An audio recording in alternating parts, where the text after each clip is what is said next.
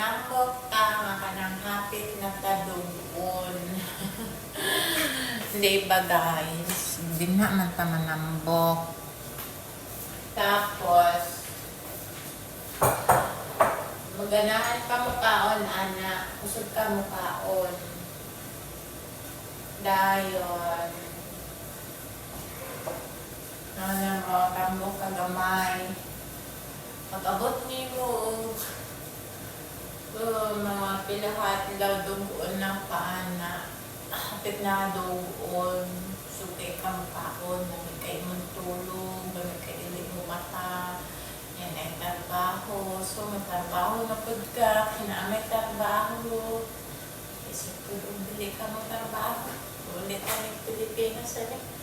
Lain naman sa akong damo gabi iba. Ay, ulit na daw ko ng Pilipinas.